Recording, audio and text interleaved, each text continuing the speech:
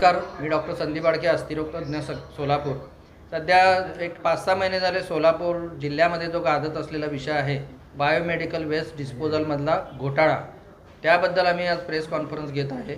याच्यामध्ये विशेषतः जे काही SS सर्व्हिसेस आहे त्याला जानेवारी महिन्यामध्ये सर्व पद्धतीने नियमबाह्य पद्धतीने मक्ता दिला गेला सोलापूर महानगरपालिकेने। त्याचा एकच क्रायटेरिया होता की 24% रॉयल्टी सगळ्यात जास्त त्यांनी ऑफर केली होती, म्हणून त्यांना महाराष्ट्र प्रदूषण नियंत्रण मंडळाचे कोणतंही प्रमाणपत्र नसताना आजसुद्धा ते कचरा हॉस्पिटल्स आणि मेडिकल एस्टॅब्लिशमेंटमधनं कलेक्ट करून डिस्पोज करत आहेत।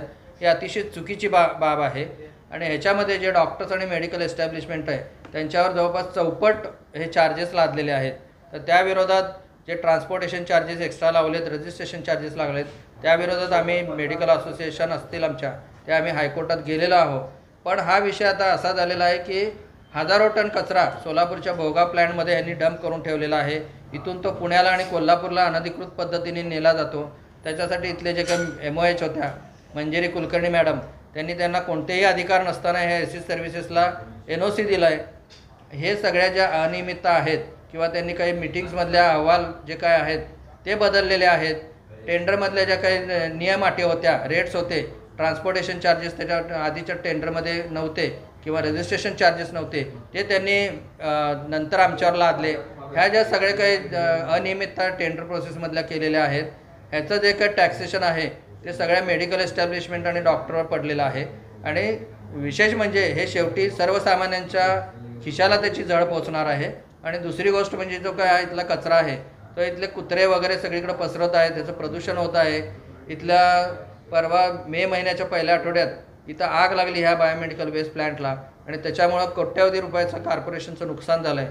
ह्या ज्या सगळ्या अनियमितता आहेत त्याला इथले कॉर्पोरेशनमधले लोक, विशेषतः जे काही अधिकारी आहेत ते ह्या SS सर्व्हिसेसला पाठीशी घालत आहेत। दुसऱ्या बाजूला डॉक्टरांना ते प्रेशराईज करत आहेत, तिसऱ्या बाजूला त्या बायोमेडिकल वेस्टला त्यालासुद्धा प्रेशराईज करत आहेत।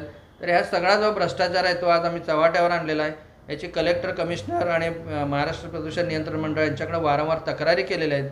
ह्या जर भ्रष्टाचार जर थांबला नाही आणि ह्या आरोग्याचा खेळ यांनी थांबवला नाही तर ही गोष्ट मुख्यमंत्र्यांपर्यंत आम्ही न्यायचा मानस केलेला आहे, तर त्या बाबतीत ते सांगतीलच। सर्व्हिसेसच्या विरोधात वेळोवेळी आंदोलन करून सुद्धा सोलापूरकरांच्या जीवाशी खेळण्याचं कामकाज जे प्रशासन, महानगरपालिका प्रशासन असू दे, प्रदूषण अधिकारी असू दे किंवा संबंधित SS हा ठेकेदार असू दे, यांनी सोलापूरमधील कचरा हा कोल्हापूरला नेण्यात आला, कोल्हापूरमधून पुण्यामध्ये नेण्यात आला। त्यामुळं होणारा जो संसर्ग आहे तो सामान्य जनतेशी खेळण्याचा प्रयत्न, यांच्या जीवाशी खेळण्याचा प्रयत्न यांचा चालू आहे। त्यासाठी वेळोवेळी आंदोलन करून वेळोवेळी कलेक्टर साहेबांनी सुद्धा संबंधित अधिकाऱ्यांना फोन करून सांगितलं याच्यावर कारवाई करा।